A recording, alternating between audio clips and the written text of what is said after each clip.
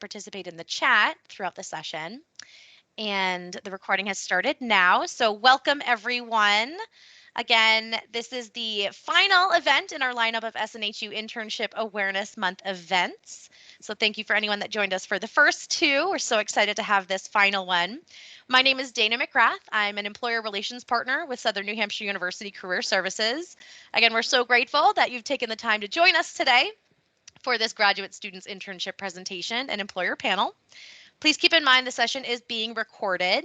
We also have turned off those microphones and cameras again for attendees so we can focus on our panelists and presenters, but please feel free again to submit those questions throughout the session in the chat because Anissa and Amrik will be collecting those for us to be able to answer toward the end of the session.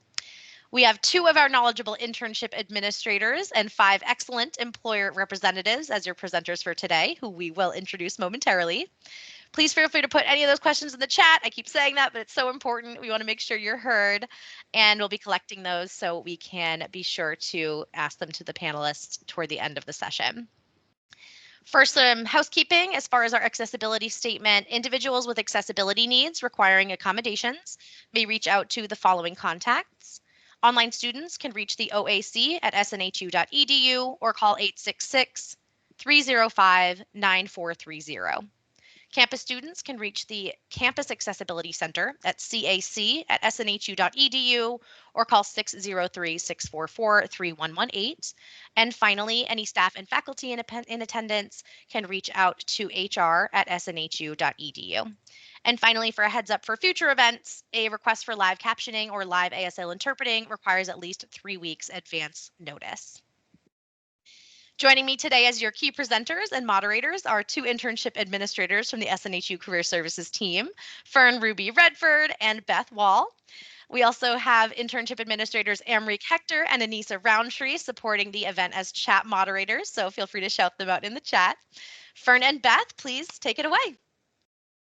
Perfect. Thank you, Dana. Hi, everyone. My name is Fern Ruby Redford. I know it's a mouthful. You can just call me Fern.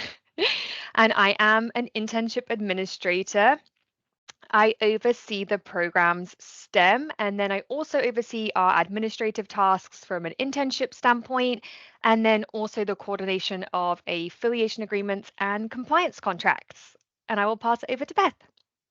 Hi, everybody. Thank you for being here today. Thanks, Fern. My name is Beth Wall, as Dana said. I am an internship administrator at SNHU. I oversee one required program, which is Health Information Management, and then I assist students in 2 other non-required programs, which is other healthcare majors and general studies majors. And I'm going to talk to you a little bit today about our team, what our services are, and this is what our team can do for you on the internship side, but also what our wonderful colleagues in career advising can also assist you with as well. So basically, when you just think about getting ready to prepare for an internship or a job search, we can help you with everything from the beginning to the end. We can help you with site search. We can help you with professional documents, reviewing those, giving you feedback. If you're lucky enough to land an interview, we can also help you with that interview preparation for the profession that you're wanting to go into. We use at SNHU a program called Handshake, which is what a lot of students use to do their job search site and their internship site search. And we can also help you navigate through Handshake and learn how to best utilize it for your benefit. Next, I'm just going to talk just a little bit about the benefits of obtaining an internship. Some of you all in here may have already had an internship in your undergraduate career and you're thinking about pursuing one in your graduate career, or maybe this is the first time you're even thinking about an internship. But internships are really important because they can help you, number one, reach out to professionals in your field. Getting in there, asking questions, learning what you like, what you don't like about the field, just being really hands-on. It can also, if you're a graduate student who might be changing your career and you do an internship, it can really boost your resume or portfolio and help guide it towards the career you're wanting to go into. So really it's about networking and learning just as you would in the classroom, but gaining that hands-on experience. And now I'm going to turn it over to Fern. She's going to introduce you to our wonderful panelists and get you started with your introduction to them. Thank you. Fern? Thanks, Beth, and I'm super excited to introduce our first panelist today. So welcome to Raima Roy, an engagement analyst from the US Office of Personnel Management, or OPM, which is the human resources arm of the federal government. So we do have a question for each of you. So your question, Raima, as a former Pathways intern, what types of opportunities did you take advantage of as an intern to position yourself to transition into a full-time role with OPM? Yeah, hi everyone. So nice to be here. And I just wanted to say, in terms of transitioning into a full-time role within OPM as a former intern, I made sure that I took an advantage of a diverse array of work projects to kind of gain experience, build my skills in areas that I had experience in but also didn't have experience in. So I was a Pathways intern originally in the office of the director at OPM. So I really got to hone my organization skills, communication skills when planning lots of large scale events for the director, like commencement events and universities, and some diversity inclusion events as well. I also work for the director of public engagement, and so that allowed me to meet people across all offices at OPM. And because of my role in doing that, I got to actually work with someone at USA Jobs, which is the current office that I'm in now. So that really just helped me build connections and learn about USA Jobs and the opportunity for the position that I'm currently in. So that's kind of how I met my future boss. I was able to reach out to her and say like, "Hey, are you currently hiring? I'm about to graduate in a couple months." Really kind of use my position as an intern to let her know that, hey, if there is any internal hiring opportunities, I would love to kind of interview for that. And so luckily there was a position, couple positions available, and I was able to go ahead and interview. So I would definitely say like as an intern, like and within the Pathways program, although it's really set up really well for conversion, you do have to put in a little work yourself. So definitely make sure to reach out to different offices, do little meet and greets, coffee dates, and with other people within the organization, and see if there's any open positions available, what would be a good fit for you. Kind of put yourself out there because people really do appreciate it when you make yourself known and show that you're eager to stay within the agency that you're working at. Thank you. That was some excellent information for our students. Our next panelist is Katie Cover. So welcome. Katie is with OPM and she is an engagement specialist and presidential management fellow. For your question, Katie, what was your experience like applying for the presidential management fellow program? That's a great question. Hi, everyone. It's great to be here. Quickly, fun fact, Raima and I are actually in the same office. Before I answer that question, I actually wanted to just talk about what the PMF program is, because I don't know if everybody knows of it. I hadn't heard of it 2 years ago when I applied. It's a leadership development program for the federal government, and it's a 2-year fellowship, but it has a very unique application process. And the reason for that is during that 2 years of the fellowship, I'm actually just in the process of completing mine. It's a full-time job with full pay and benefits in the federal government, one of the agencies, but it also includes 80 hours of formalized leadership training per year. It requires a rotation to a different agency or a different department so that you can learn more about the federal government as that program. It also requires a formal mentor for the entire 2 years. So I have someone that I can talk to about leadership challenges or, any questions that I have as I go through the fellowship. So it's a really fantastic opportunity. The application process itself is very different from what you would see in a normal federal government application. Every year in the fall, there's, I think, maybe a 10-day to 2-week window for applications. And the first step of that is actually completing the general application, submitting your transcript, your resume, but then also doing a proctor, I don't know if it's proctor, but it was a timed exam, very much like the GRE, but like specific to federal government. So it was 2.5 hours. There was a writing component. There were multiple choice questions. And I think this past year, they actually added an interview component that did not exist when I applied. But now a second step after that first application is actually an interview with a panel to help them narrow down finalists. So my year, there were 10,000 people who applied. They narrowed it down to 1,000 finalists. And then after that first application process, you have a year to find a placement. So there's a special application website where we can go, and there are jobs specifically for PMFs, but you still have to apply and you still have to interview for them. And they're with all the different agencies. So you have a year essentially to secure a position with one of those agencies. And then, yeah, it's you do your interviews. It's, I think, a little bit more streamlined than a typical interview process for a federal job. But then they can essentially offer you the position on the spot if that you're the person that they would like to bring on for that fellowship. So it's a lengthy process, like I guess any federal government application is, but it's different in the elements that it entails. Great, thank you so much for that detailed explanation. We are now going to meet Shane Robitaille. And for your question, Shane, as an early career program supervisor with Emergent Holdings, could you share the different types of internship programs your company offers? Yeah. So we offer just about every kind of internship that you can imagine. So our portfolio is very robust. We don't have a specific type of internship role that we support.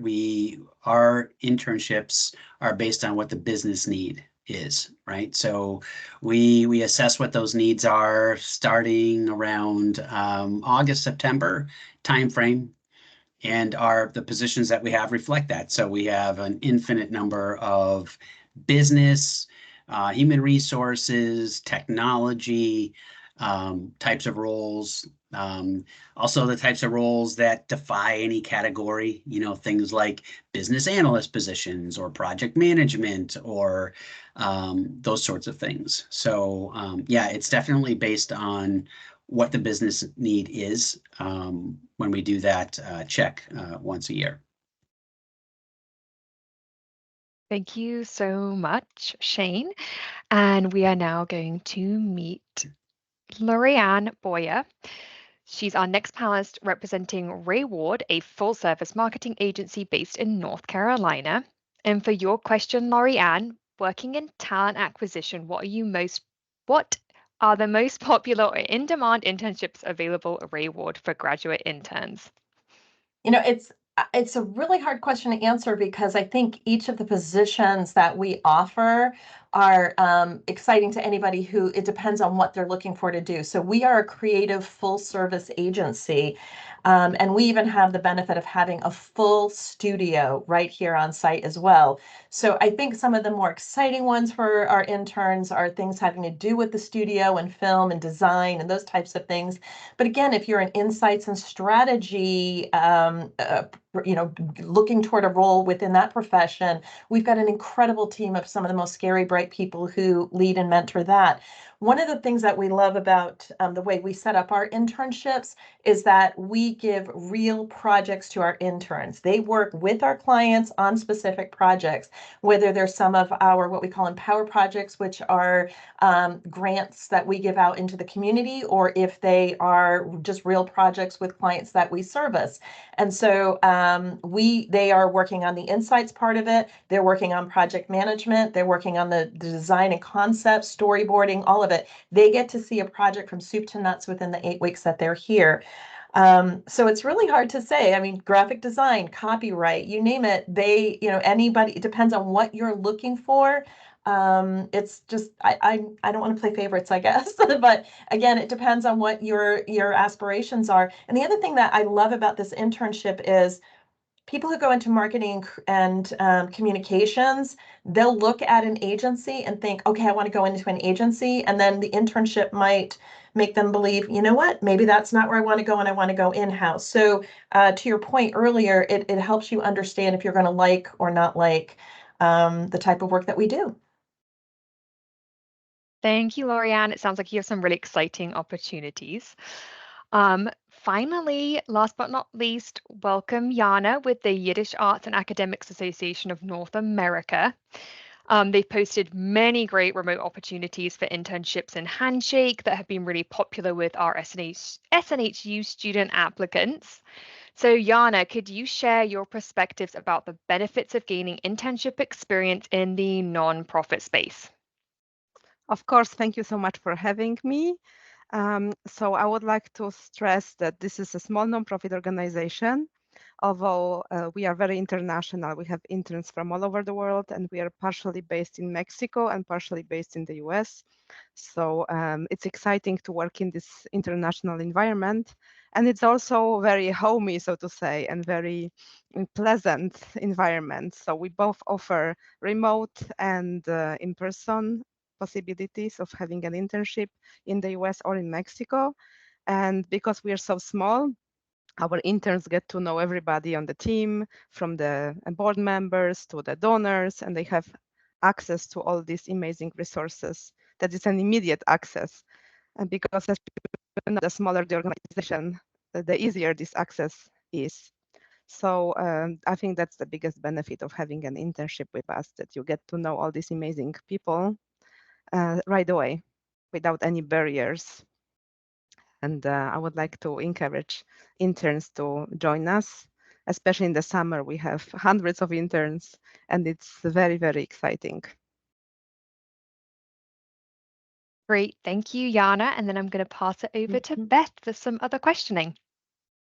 Thanks, Vern. Thank you, everybody. I feel like I have learned a lot already, have a wealth of information.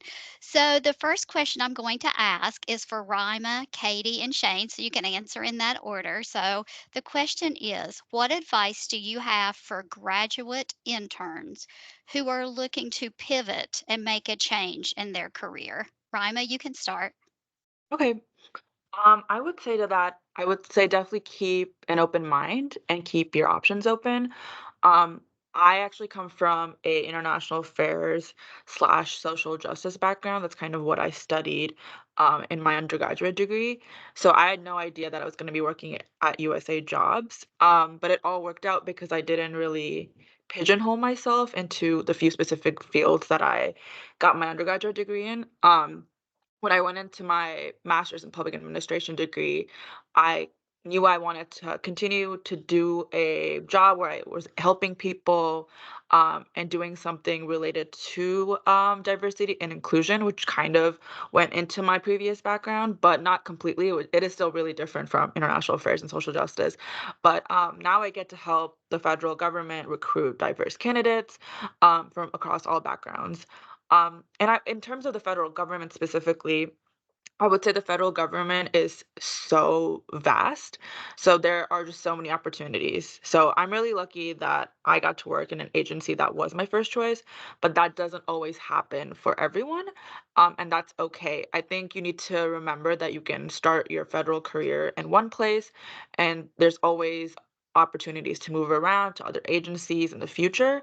So just definitely keep an open mind. And I think that's just really helpful in keeping that mindset anytime you're trying to pivot into anything. Because oftentimes you can even land into a position that you didn't know that existed before, or find a passion that you didn't even know that you didn't know that you were passionate about. So I had no idea that like I would be working in an office where I'd be helping recruit early professional talent. But it's something that I kind of almost fell into, and now I love it. So I would say, in terms of pivoting, always keep an open mind. And yeah, just always keep looking out for diverse opportunities. Thanks, Rima. Katie? I can only echo, first of all, what Rima said. Great advice. But on top of that, don't hold yourself back, and don't downplay the experience and the education that you have, because you really have a lot to bring with you to the table. I did make a mid-career switch. I joined the PMF program at 38. I had an established career in higher education that I really enjoyed, but it just kind of fell across my desk, this program, and I was like, oh, that sounds really interesting, and I might be interested in that. And I happened to fall in the eligibility window because I was completing my doctorate in education. And for the program, you have to have either recently completed or be in the process of completing your doctorate or your master's degree or some other advanced degree. So the timing aligned, and I was like, I'm going to give it a shot. I still have my higher ed career to fall back on if it doesn't work out. Thankfully it did, but I went into it with a little bit of a closed mindset, thinking my background is education, Department of Ed is where I'm meant to be.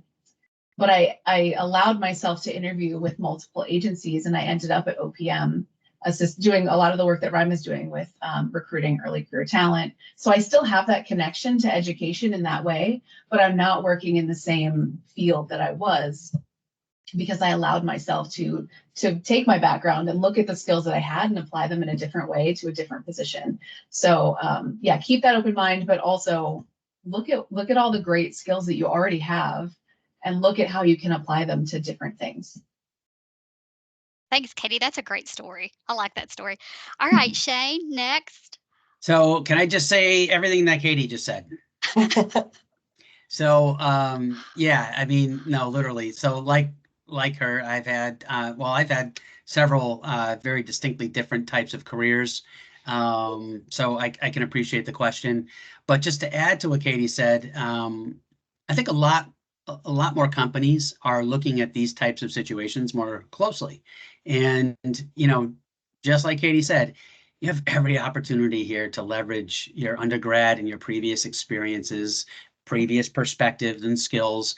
And I'm thinking of a situation at my previous company where I'll never forget the gentleman's name. His name was Bruce.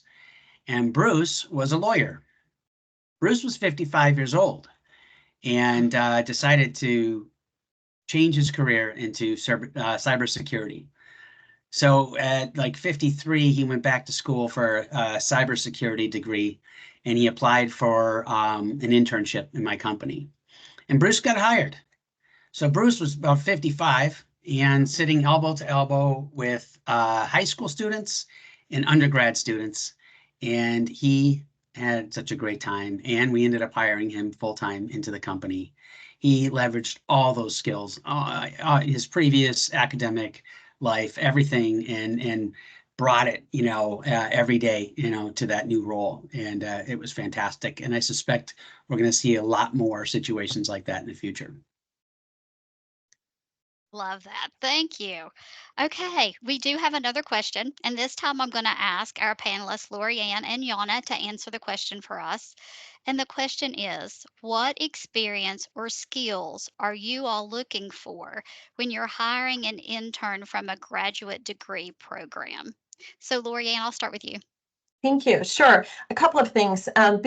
First of all, this all sounds like the movie with Anne Hathaway and Robert De Niro on The Intern. So, because we get students who come right from undergraduate and go into master's or graduate degree programs, or they have work experience in the middle and then come later in life as well. So, so there are different things that we would look for. And of course, being in a creative agency, relevant academic background, creative prowess, portfolios, those are very, very important when applying for creative type roles. If you're looking for a writing job, submitting a portfolio that has great content that you've written. If it's a design job, websites, make sure your links are working, those types of things. Ability to have strong communication skills, especially in an advertising and communication agency, that's our thing. How do you communicate not only verbally, but how they would communicate as well from design or writing or through their portfolio. We have a couple of core values here too. One of them is be fearless, and another is ask what if. So we look for folks who are curious, who are authentic, and want to kind of just color outside the lines a little bit and be overly creative and kind of make those bold moves, but within a collaborative environment, which can be very difficult as well. And I think the other thing is the ability, what I call my corporate F word, which is to have flexibility. Not every idea that's going to be thrown on the table is going to be accepted by your clients or even your leaders. And how do you step back and pivot and maybe come back even stronger with, a better project, a better portfolio, or a campaign for our clients? And again, I think it's just coming with a voracious appetite as well. We look at that as well, no matter whether it's undergraduate or graduate. So And I would say at the graduate level, there's probably a level of maturity and leadership that we would be looking at as well. Could this particular person lead a team versus coming in entry level? So a couple of things there to consider when applying from the graduate level for a position with us.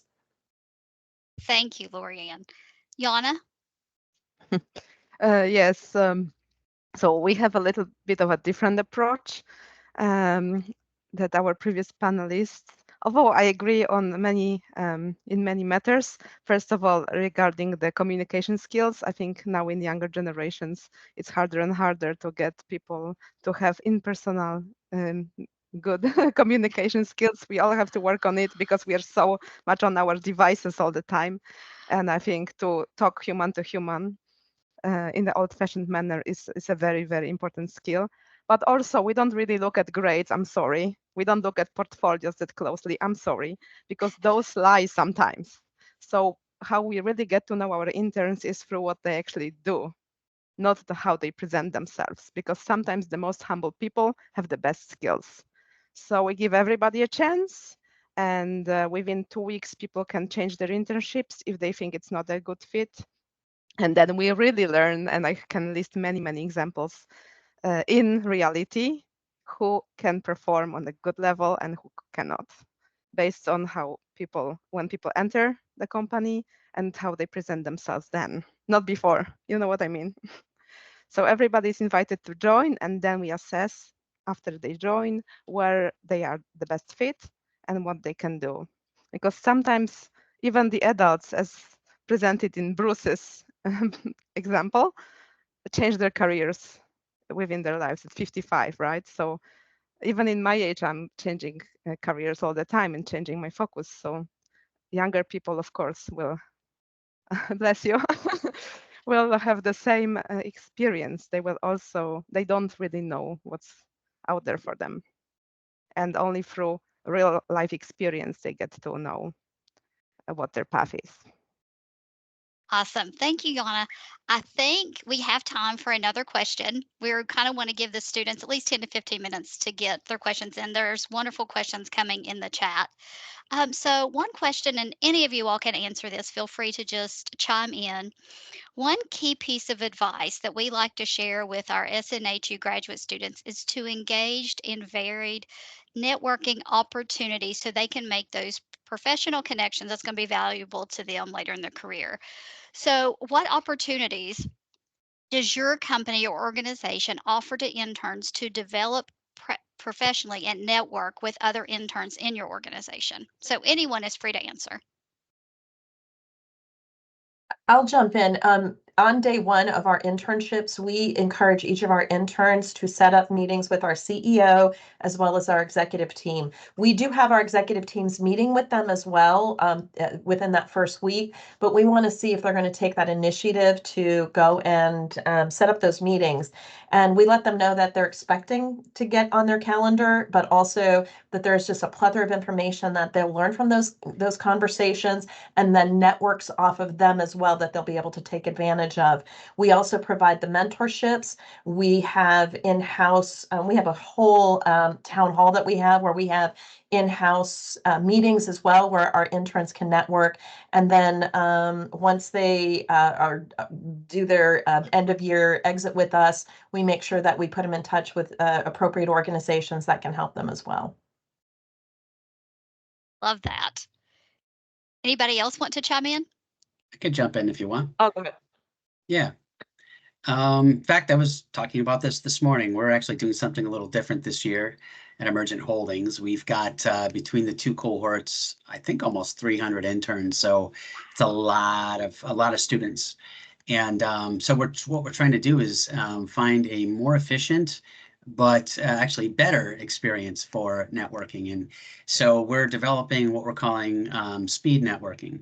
So we're having an on-site and virtual speed networking event where basically students come in and they all sit around a table, and we have company employees, everything from new early career individual contributors, frontline managers, executives, and everything in between. We have several of them sit at each table, and we have a big stopwatch, going, and we have like 15 minutes, and we have basically a free-for-all for 15 minutes. The students ask any questions they want to. They can even pick cards if they don't have an original question. They just want to pick a card and ask a question. And then going back to what Lorianne was saying, you know, bringing it home, you know, we encourage every one of those students to follow up with those mentors at the conclusion of those events, and at a minimum, connect with them on LinkedIn. So that's kind of what we're doing over here. It's very creative. I love that. Okay, Rama, I saw that you were going to talk. Go right ahead. Yeah, sure. So within the Pathways program, my agency, when I was an intern, I was lucky enough to participate in a lot of meet and greets, including a meet and greet with the director of OPM. So that was a really great chance to network, not only with other OPM employees, but also other interns as well, because the federal agency does have several departments that I actually wouldn't have been able to meet otherwise. So definitely like try to access any kind of meet and greets at your internships. I think that's a really great way to meet people that don't particularly work in your department, because sometimes it's so easy to get siloed in the office that you work in. You kind of lose contact with other people. So it was really nice to kind of be able to get that experience. Because a lot of people were also interning remotely, sometimes we would do virtual happy hours or in-person happy hours if we were in person, to connect. And my office also really did encourage, like others have said, to introduce ourselves to other people on the team, set up one-on-one meetings with them, just trying to get to know them, let them know what your background is, if you're willing to, you know, take on any projects or any way that you can help them. People really appreciate you just being proactive. So I really enjoyed all those sessions that I was able to take part of. So yeah, just try to really take opportunity of any chance to meet new people, whether they're employees or other interns, because you never know what that could lead to, whether a job or an interview, or another internship opportunity. Great advice. YAAANA, did you have something to add? Yes, of course. So we offer lifetime opportunity to join our events, classes, meetups, everything like that.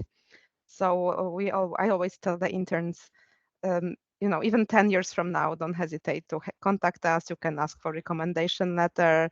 You can hang out at some gallery opening or anything like that. And that we have international events. So sometimes people can join us where I am speaking from in Mexico, and sometimes in America, and wherever they are at. So I think this in-person and remote events and classes are a great opportunity to get in touch with the potential people you can work with in the future. And that's probably the best way to further your career, because as we all know, it's all about connections and whom we know and whom we establish good relationships with. That's a really nice benefit. Katie, I think you're the only one that didn't answer. Do you want to add anything? Yeah, I do, just Okay. quickly. I put a link in the chat for the events page on USA Jobs. It's a great place just to start networking if you're interested in federal government careers. There are in-person and virtual events on there, hiring fairs, even just info sessions, but especially those hiring fairs. Rima and I will attend those occasionally in person. And they're a great way just to talk to employers or other applicants and just start that network that way. So take a look at those. Awesome. Thank you. Thank you all for your perspectives. We have about 10, 15 minutes left. I'm going to turn it over to Dana now, and she can start getting to some of those wonderful student questions that we've had in the chat. Dana? Thank you so much, Fern, Beth, and to our 5 amazing panelists for fitting in so much incredible content already in 35 minutes, right? So there's a round of applause. Feel free to use the virtual round of applause if you have access to it, but just huge kudos from me, and I'm sure the attendees here today are getting some fabulous insights already. And again, great questions have been submitted, so I do want to make sure we get to those. And for the first question, with SNHU graduate students, our online term structure, we have 5 10-week terms throughout the year. So what does the timeline look like for your internship opportunities? Is there a certain timeline where they should be thinking about applying? Like, when should they kind of start looking for that internship to apply in a timely manner?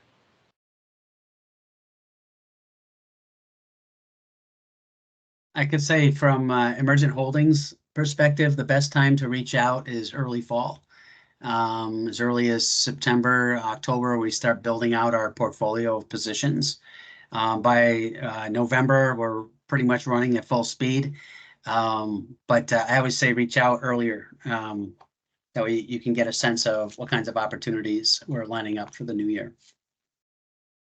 Yeah, for Wray Ward, we open our window the Monday after Thanksgiving for applications, and then it closes to, January 31st. And we have well over 500 plus applications for 5 to 7 positions. So it's highly, highly competitive. And we work with the career centers and letting them know. We send informational material out to them as well so that they know and can alert their students of the open application window. Yes, for us, it's anytime really, but if you want to join us in the summer, then we encourage to get in touch early, let's say January, because summer is extremely busy, and we want to make sure that we are well organized and not adding people last minute. Yeah, and I just put in the chat for federal internships, it really depends on the agency. And because there are so many agencies and so many different types of internships, it really depends. So I will just say for the most part, federal internships are available throughout the year, but there are a lot of internships that open during the spring just because students have more time to intern then. So I would suggest definitely start looking for internships in the spring and applying then, because the federal process takes a little longer. So depending on the kind of internship, you might have to go through a security clearance, especially if you're working in the security field or intelligence, etc. So definitely try to get an early head start on that. And then I'll just add, if you're interested in the PMF program, that applications usually open late September, early October each year. And as I said, maybe for 10 days to 2 weeks tops. Excellent. Thank you all so much. That's so important, that pre-planning, doing your research, being ready to go, having all those documents ready, which our career services and internship team are here to support, so you can hit the ground running, right? As far as our next question, I know, Katie, you spoke a little bit about this with the PMF program, but for anyone that has potential programs for graduate interns, do you have opportunities where they have to be a currently enrolled student, or is it okay if they try it out after they've already graduated? What does that look like for your organization?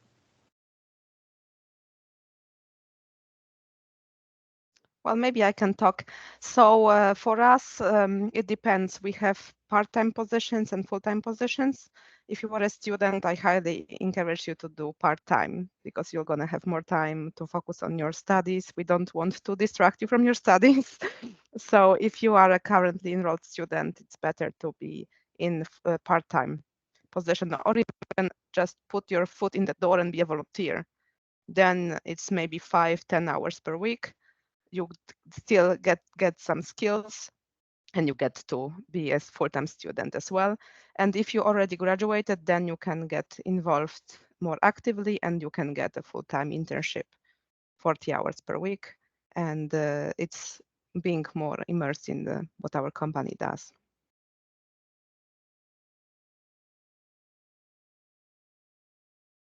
Excellent. And if anyone has any other insights, feel free to jump in, or I can hop over to the next question. All right. So let's see here. When looking at resumes, maybe this is specific for the talent acquisition aspect. Are there certain LinkedIn or online certification programs that really stand out to you when you're looking at a resume for a competitive candidate or applicant?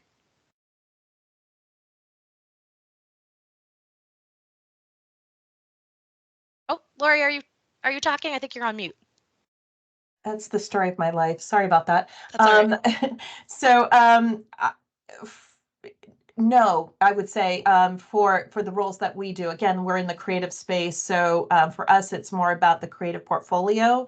I would say, I wouldn't say LinkedIn certifications per se, but specific certifications if they're going for digital media or some of the digital content, and then yes, maybe HubSpot or Salesforce or some of those types of things. But I wouldn't specifically say LinkedIn specific certifications for the type of roles that we would typically look at for an internship. It can't hurt though. For sure. Just showing the passion and, the types of skills being looked for. Ambition, yeah. Excellent. And let's see here. So another question we have is, when attending networking events, and I know I've been in this spot where you don't know anyone there, what are some tactics you'd recommend for someone that, you don't know anyone? How would you go about managing that situation and networking? Shane, go ahead. All right. Well, first of all, I saw that question pop up. Just a couple quick thoughts. First of all, be yourself.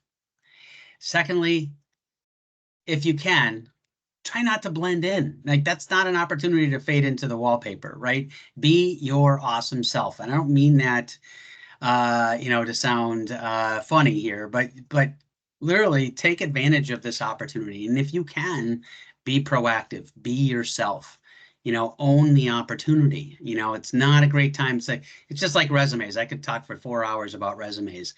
Why do all resumes look exactly the same? I don't understand it. When, we're hiring for the individual, we want to know who you are as a person.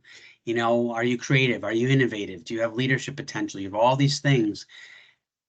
Don't try to blend in. Take advantage of that opportunity if at all possible, if you can. So that's all I got to say about that. One thing I would add, oh, sorry. No, go ahead, go ahead. One thing I would add that it has impressed some of our leaders here too is, if you have an opportunity to know who's attending those network events, do a little research on them and come up with a question or two that is relevant to them. They love the research. They love that you took the time and have very thoughtful questions ready for them. And just that goes a long way as well. You'll stay in their mind, so. Love that. No, I just wanted to comment on the resumes looking exactly the same. So it depends where you're applying to, because I'm also a fan of very creative and different resumes. But then I have these conversations with people in bigger companies where the robot first scans your resume looking for specific keywords. So if you are a creative person and you're applying for a job in a big company, that's not the time and place, to put your creative resume in there, because the robot will just reject it. That will not know what to do with it. So if you are this kind of a person, just apply for, smaller companies, different places. It really depends. Your resume cannot be just one resume. You have to have multiple versions, and depending on where you're applying, then you have to really, really be careful about it. Do your research first, and then you create your resume. If you're applying for our internships, please don't send your generic robot specific resume. We do like the creativity, but it really varies by company.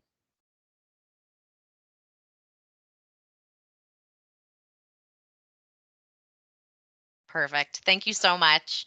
And yeah, I love that kind of that analogy, right? We've definitely had conversations with students about that applicant tracking system that some organizations use, and always pushing that customize and optimize. And our career services team definitely works to make sure students are aware of, you can't just blast out the same resume to a bunch and just kind of pray that something will happen. You really have to do that research and customize. So thank you for your insights on that.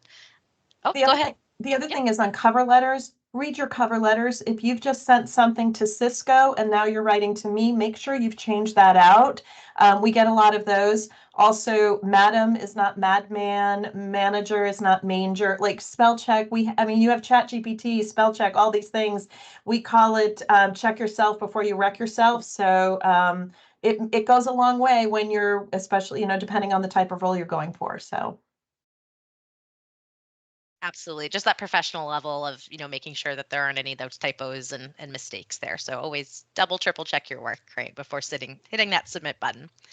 And another question that came in, and I know we're just about at time, so hopefully this is okay if we run over a little bit for this question, because I think it's a good one. But when applying for an internship, if there are certain skills that you feel, you might not have the experience for, or, you don't meet every single qualification, what are your recommendations in that situation?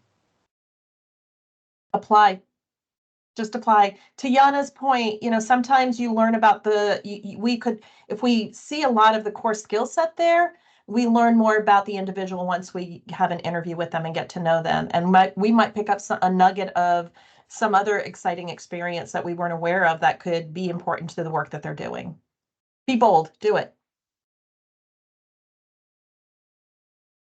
I'd say what Yeah. Lorianne said, absolutely. And that's kind of what I was going at before in terms of making sure your resume obviously conforms to the bot world that we're living in, but also really reflects who you are in all of your, multifaceted ways, right? It's not just the degree program that you're in. It's not just the job description of the last internship that you had, right? Making sure that that resume really reflects who you are holistically, so that you can have that opportunity to talk to somebody and see if you meet the requirements for that opportunity. I've done that myself many, many times, and honestly, it usually works out quite well.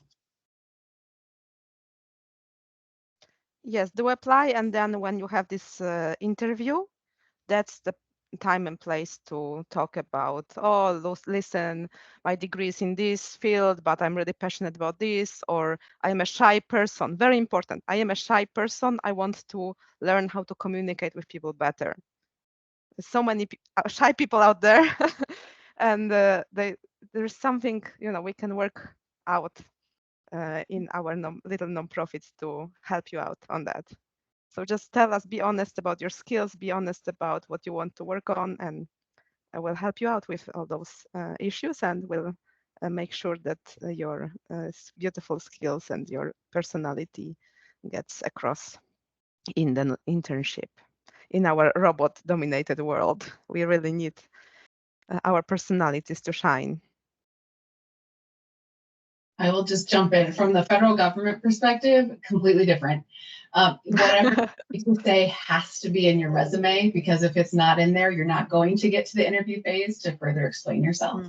We don't have a lot of room for creativity in resumes, unfortunately. There's a specific formula that needs to be followed. And I mean, if you don't have a specific skill, really look back at your experience. Maybe you do have a little bit. Maybe it's not as well developed as you think it should be for the position. Apply anyway, but put that information in your resume and explain what you did, what the results were. The typical STAR method, what people tend to say anyway.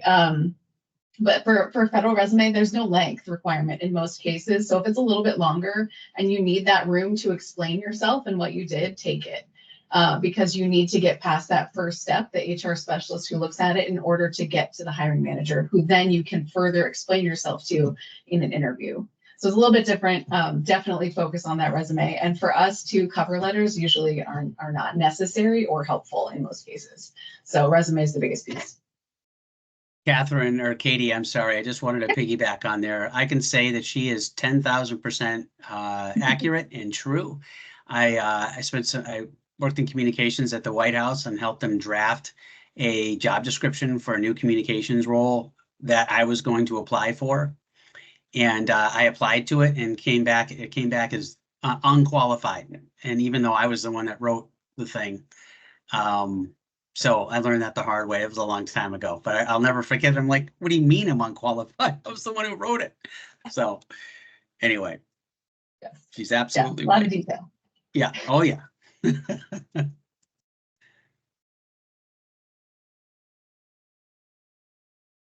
Wonderful. Thank you all so much. I know we're a few minutes over, and do want to reiterate for anyone that has questions about resume support or soft skills, anything that you can really help to stand out in the application process. Our internship team is wonderful in supporting your internship goals, but we also have our career advisors who you can reach at cocecareer@snhu.edu, and that same phone number, and you can reach out at any time. It's part of your academic journey, from the day you start at SNHU until 30 plus years after you graduate. So be sure to use that resource. And again, just want to say thank you to these amazing panelists with a round of applause, virtual round of applause, and an enormous thank you to our panelists and our internship administrators and everyone in attendance today. So thank you. Thanks, everybody. Thank you, everybody. Thank you. Have a great With rest that, of the I'm day. going to go ahead and wrap up the session. Thank and you. Feel free to reach out with any questions. Thanks, everyone. Thank you so much. Take care. Thank you. Bye now. Goodbye. Bye.